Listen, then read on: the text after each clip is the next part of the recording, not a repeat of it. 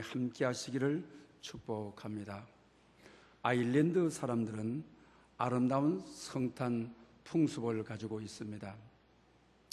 크리스마스 이브날이 되게 되면 모든 집안은 창문 곁에 촛불을 켜게 됩니다.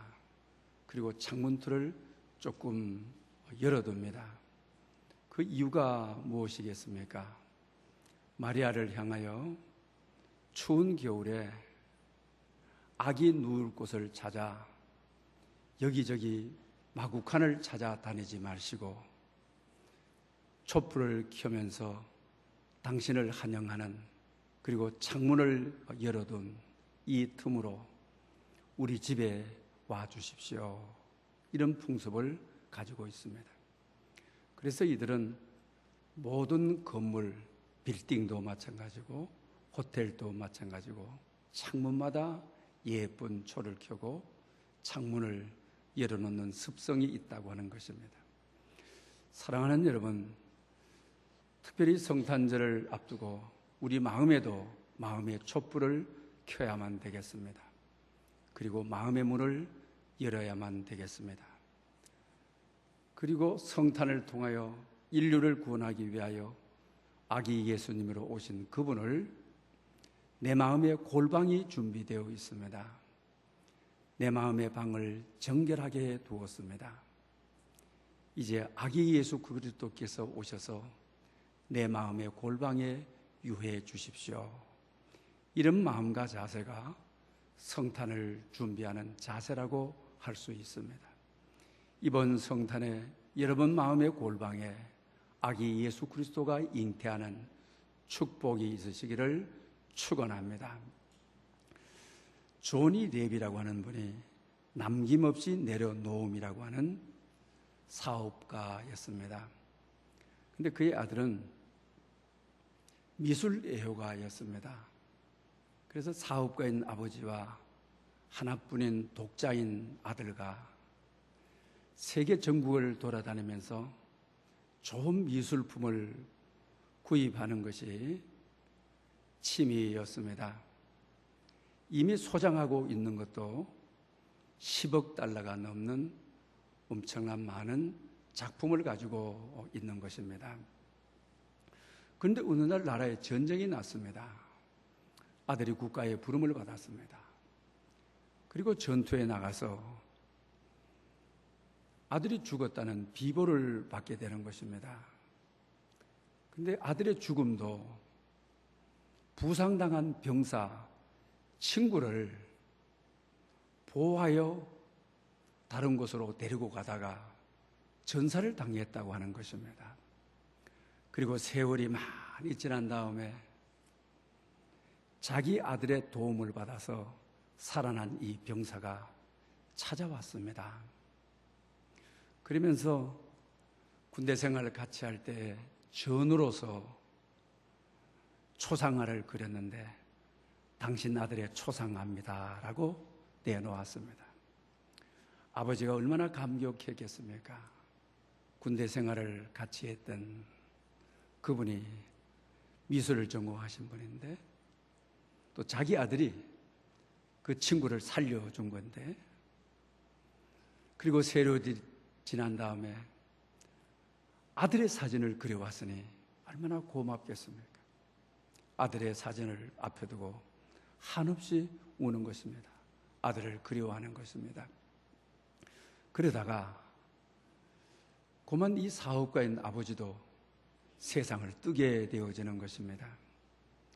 그리고 자기가 소장하고 있던 많은 그림들을 경매에 내놓게 되어지는 것입니다. 경매의 첫 작품이 아들의 초상화입니다. 전문가들이 거들떠보지도 않는 것이죠. 그러나 사업가 아버지의 지인이 그것을 알아보고 아들의 초상화를 $100로 사게 되는 것입니다. 경매시장의 사회를 보던 분이 경매 종료를 선언하는 것입니다. 그러면 유언서를 가지고 와서 읽게 되는 것입니다. 이 아들의 초상화를 사신 분에게 이 아버지가 소장했던 모든 뛰어난 작품들을 유산으로 그분에게 줍니다 라고 발표를 하게 되는 것입니다. 이 이야기를 통해서 조린 랩은 아기 예수 그리스도를 통하여 이 땅에 오신 메시아 복음을 말하고 있습니다. 복음을 말하고자 이 말씀을 하고 있는 것입니다. 사업가인 아버지는 아들 하나가 뿐입니다. 그에게 있어서 어떤 그림이 가장 귀한 것입니까? 아들의 초상화인 것입니다. 마찬가지로 하나님께 있어서는 독생자 예수 그리스도 성탄을 통하여 그 아들 가장 귀한 분을 보내는 것입니다. 그 아들을 믿는 자에게는 하나님의 자녀가 되는 권세를 주셨습니다. 하나님의 자녀가 된 그에게 하늘의 모든 기업을 주셨습니다. 그러므로 믿는 자에게, 독생자를 믿는 자에게 온갖 좋은 은혜와 하늘로부터 준비한 온갖 좋은 은사를 내리시는 것입니다. 이것이 바로 성탄의 의미라고 하는 것입니다. 내일이 성탄절입니다. 주님께서 예비하신 온갖 좋은 은사와 은혜가 여러분에게 임하시기를 축원합니다. 오늘 본문은 우리가 너무나도 잘 아는 말씀입니다. 엘리사벳이 세례 요한을 임신한 지 6개월이 되었습니다. 가브리엘 천사는 좋은 소식을 전하는 천사죠. 미가엘 천사는 전쟁의 천사지만 좋은 소식을 전하려고 갈릴리 마리아의 집에 왔습니다. 그러면서 마리아를 보고 아주 황당한 이야기를 하는 것입니다. 당신은 하나님의 은혜를 입었습니다. 당신의 복중에 아기가 있습니다. 그 아기의 이름은 예수라 할 것입니다. 그 아기는 하나님의 아들입니다. 가장 높으신 분의 왕이십니다. 이스라엘의 모든 왕위를 가진 만왕의 왕이십니다. 이렇게 말을 하는 것입니다. 어떻습니까? 듣기 좋은 말입니다. 그러나 전혀 마리아에게는 전혀 예기치 못한 상황인 것입니다. 옆에 있는 사람이 들을 때는 은혜를 받았다. 그리고 만왕의 왕이 될 것이다. 얼마나 프로그램이 정확합니까? 당신은 지금 임신 중이고 반드시 아기를 놓을 것이고 그 이름을 예수라 할 것이고 하나님의 아들이라 일컬을 것이고 너무 프로그램이 정확하게 짜여져 있는 것입니다. 그러나 처녀가 자식을 놓는다, 잉태한다, 예기치 못한 상황, 뜻하지 않는 상황, 경험해 보지 못한 상황. 금년 한 해를 살아온 여러분도 이와 같은 비슷한 금년 한 해의 삶을 살지는 않았습니까? 전혀 예기치 못한 상황을 만났습니다. 전혀 뜻하지 못한 일들이 내 인생 앞에 펼쳐졌습니다. 꿈에도 생각하지 못한 처녀인 자신에게 잉태했다라고 하는 너무 뜻밖의 일들이 이루어지는 상황. 얼마나 황당한 상황인 것입니까? 금년 한 해를 돌아보면 어쩌면 여러분들에게도 이런 상황이 있었을지를 모릅니다. 코로나19 시대는 정말 우리를 황당하게 하는 오늘 본문과 같은 환경을, 예기치 못한 환경을 만들어내고 말았습니다. 얼마나 많은 기업들이 도산했습니까? 개인들이 얼마나 많이 주저앉았습니까? 얼마나 기업들이 많이 파산을 했습니까? 뿐만 아니라 우리 개인적으로도 코로나 이후에 요새 밤에 자다가도 안전문자를 알려줄 때 가슴이 서늘하고 벌떡 일어나서 보니까 지진이 일어났다. 금년 우리 땅에도 여기저기 예기치 않는 곳에 정말 예기치 않는, 뜻하지 않는 일들, 그 다음에 기후재앙, 지금 바다가 심상치 않게 돌아가고 있습니다. 산의 수분이 다 말라서 앞으로 산불 나게 되게 되면 수분이 없는 산을 끌 수가 없다고 하는 것입니다. 기후재앙이 바다에서는 이미, 강해에서는 이미, 산에서는 이미 물줄기를 타고 물줄기를 다 말라버리는 우리에게 도래한 것입니다. 여러분, 금년 한 해 물질적인 문제에 있어서 정말 예기치 않는, 처녀가 자식을 놓는다고 하는 예기치 않는 이런 마음이 무너지고 어떻게 해야 될지 모르는 그런 상황을 경험해 본 적이 있습니까?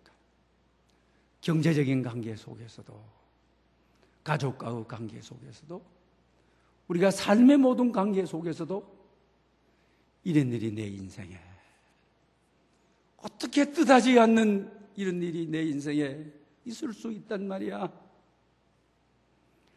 이런 경험 속에 목말라 해본 분이 계시지는 않습니까? 여러분이 잘 아시는 대로 우리 시대가 제일 처음에 20대를 삼포 시대라 했죠. 그때는 다 우리가 이해했습니다. 연애하는 거 포기하고, 결혼하는 거 포기하고, 출산하는 거 포기한다.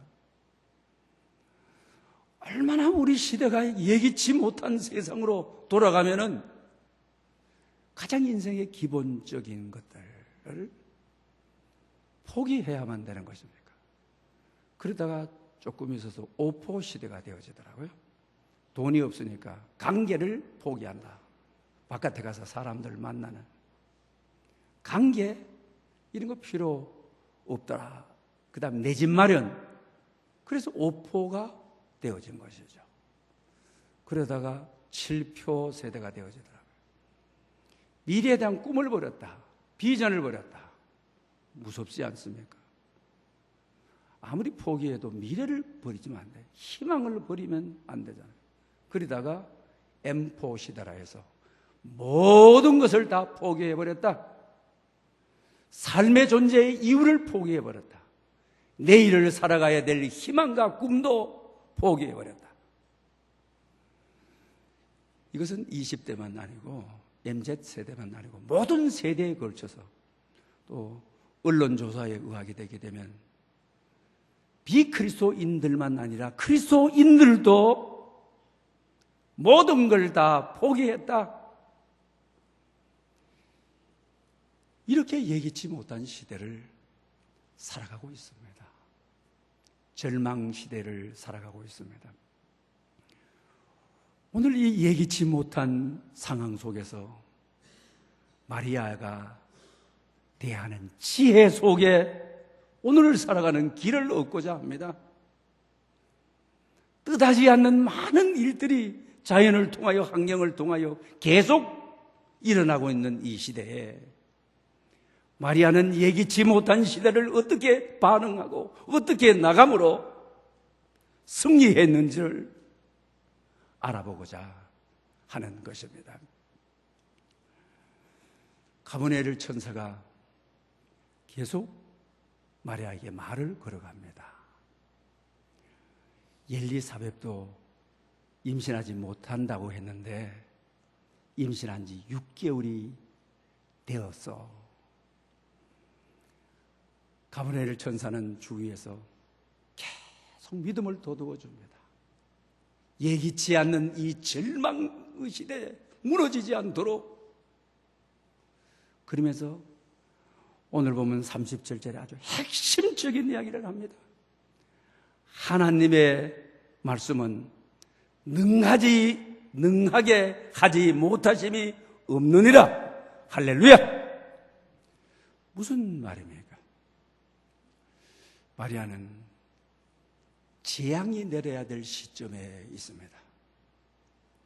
처녀가 아기를 배웠으니까요. 그 당시 문화 속에서는 어떤 것입니까? 즉시 파혼당하는 것이죠. 요셉으로부터 즉시 파혼당해야 될, 금방 재앙이 닥쳐질 위협에 있는 것입니다. 또 그 당시 처녀가 임신을 하게 되면 부정한 여인을 해서 멸시와 지탄을 받도록 되어 있죠. 부정한 여인이라고 하는 각인되어져 있는 삶을 살아가야만 되죠. 구약의 유대인들은 돌로 쳐 죽이는 진짜 무서운 상황입니다. 정말 예기치 않는, 내 잘못과 내 실수가 아닌 이런 예기치 못한 일이, 뜻하지 않는 일이 내 인생에 생겨서 이런 재앙을 불러들이고 하루하루를 살아가야 되는 그였던 것입니다. 가브리엘 천사는 예기치 않는 상황 속에 마리아의 시선을 이끕니다. 마리아의 마음을 빼앗아가는 것입니다. 하나님의 모든 말씀은 능하지 못하심이 없느니라. 하나님의 말씀은 불가능한 것이 없느니라. 하나님의 말씀은 반드시 되게 하시느니라. 할렐루야! 이 말씀을 하는 것이죠. 금년 한 해 황당한 사건을 당해서 아파하는 분들, 힘들어하는 분들, 고통스러워하는 분들, 그럴 때 마리아는 그 태도가 다시 바뀌어지는 것을 보게 되어지죠. 뭐라고 하는 것입니까? 주의 여종이오니 말씀대로 내게 이루어지리다. 할렐루야! 무슨 말입니까? 하나님의 말씀은 능치 못하심이 없다. 마리아는 하나님의 말씀을 선포합니다. 예기치 못한 상황 속에 임신을 한 여인이 두려워하고 있습니다. 떨고 있습니다. 아파하고 있습니다. 미래에 닥쳐질 예기치 못할 재앙도 그는 알고 있습니다. 유대인의 여자로 태어나 유대인의 여자의 이런 상황 속에서 운명을 누구보다도 그는 잘 알고 있습니다. 그런데 여러분, 하나님의 말씀이 들려지고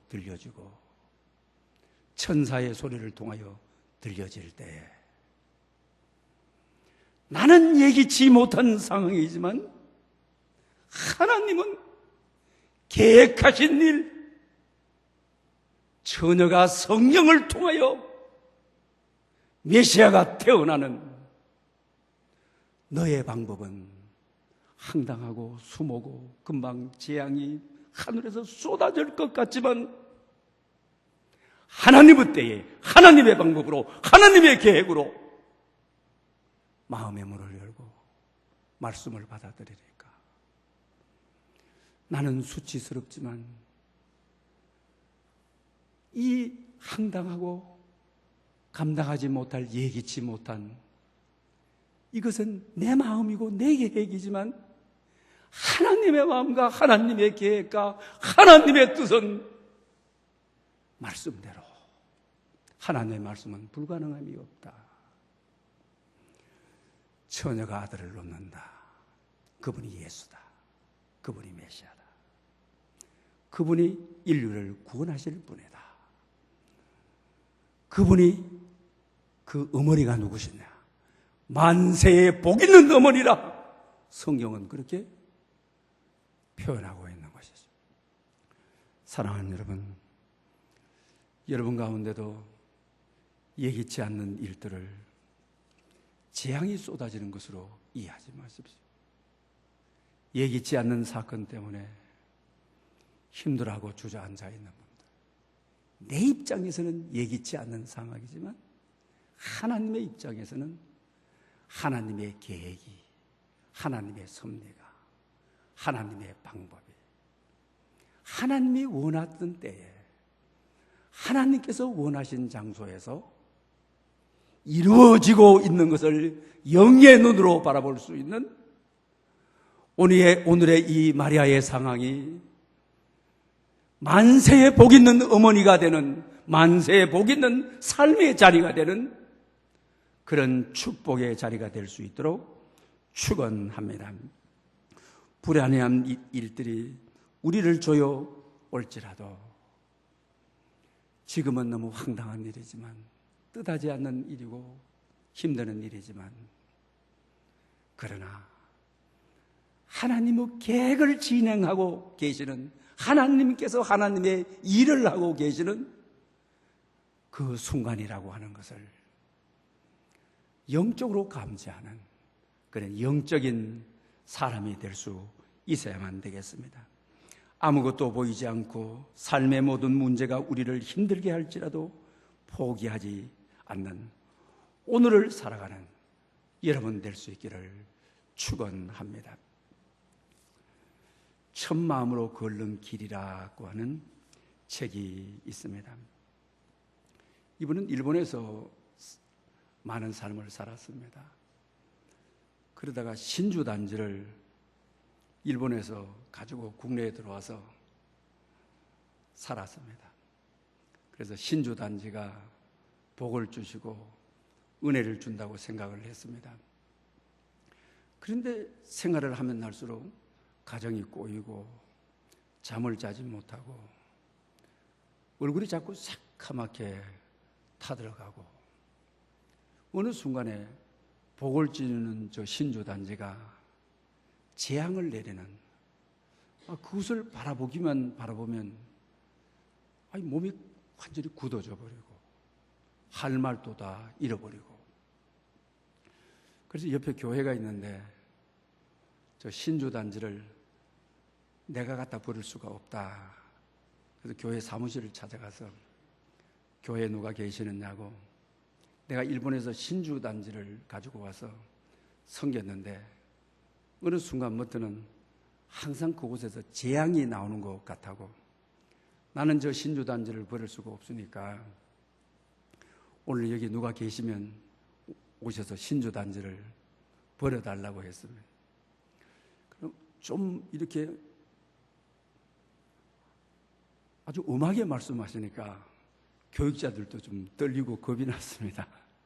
그래서 담임 목사님하고 교육자들이 모여서 야, 이거 어떻게 해야 되나. 그래서 같이 기도를 하고 준비 기도를 하고 그 집을 찾아갔습니다. 찬양을 몇 곡을 부르고 합심해서 통성 기도도 하고, 담임 목사님이 신주단지를 왠지 기분이 별로 안 좋지만은 들어서 바깥에 가가지고 속의 내용을 다 부어버렸습니다. 그리고 신주단지로 섬기던 그 단지가 그 일본에서 항아리였는데 너무 예뻤습니다. 그래서 목사님이 그걸 버리기가 싫었습니다. 그래서 교회 사무실에 갖다 놓고 꽃꽂이로 오랫동안 쓰게 되어집니다. 그런 가운데 이분이 그렇게 얼굴이 파랗고 검게 물들어가던 분이 얼굴에 희색을 띠게 됩니다. 그리고 하루하루의 삶을 너무 좋아하게 되어지는 것입니다. 그러면서 이런 글을 그가 썼습니다. 사람이란 맡길 것이 없기 때문에, 믿을 것이 없기 때문에 신주단지라도 갖다 놓고 거기에 매이려고 하고, 거기에 믿으려고 하고, 거기에 이끌리려고 하고, 사람이란 저 신주단지가 가짜인 줄도 알지만은 세상에 믿을 곳이 없어, 붙잡을 곳이 없어, 붙들릴 곳이 없어. 그래서 찾는다고 하는 것입니다. 우상이라고 하는 것이 내가 만든 곳에 매여 사는 것입니다. 내가 만든 곳에 이끌려 사는 것입니다. 사랑하는 여러분, 성탄절, 대림절 마지막 주간입니다. 예수님이 이 세상에 오신 이유는 나와 함께 하시기 위하여, 임마누엘 하시기 위하여 오셨습니다. 내가 믿고 확신해도 되는 분이 예수 그리스도 복음이십니다. 내가 믿고 의지해도 되실 분이 예수 그리스도 복음이십니다. 그의 오심이라고 하는 것입니다. 사랑하는 여러분, 나를 절대로 실망하지 않으실 분, 세상이 나를 다 버려도 끝까지 나를 붙드시고 최후의 요단강을 건널 때까지 나와 함께 하실 분은 예수 그리스도 한 분밖에는 없는 것입니다. 그분이 임마누엘, 우리와 함께 하시기 위하여 오셨습니다. 이번 성탄에는 예수 그리스도의 함께 하심이 여러분 심성 속에 충만함으로 그분 한 분을 의지하고 믿고 붙들려 살아가는 삶이 될 수 있기를 축원합니다. 기도드리겠습니다. 이해되지 않는 상황 속에 마리아는 두렵고 떨고 있습니다. 우리 또한 세상 속에 많은 이해가 되지 않는 상황 속에서 헤매고 있습니다. 주님께서 주신 상황에 순종한 마리아에게 임한 성경 속의 은혜를 갈망합니다. 대저 하나님의 모든 말씀은 능하지 못하심이 없느니라고 말씀 앞에서 주의 종이오니 말씀대로 내게 이루어지리다라는 답을 내놓고 살게 해주시옵소서. 사람이 경험할 수 없는 이해되지 않는 상황 속에 하나님의 계획에 아멘으로 화답할 수 있게 하옵소서. 우리는 주님이 주신 이해할 수 없는 상황 속에 순종하며 세상에 나가 하나님의 은혜를 경험하게 하옵소서. 예수님의 이름으로 기도드립니다. 아멘.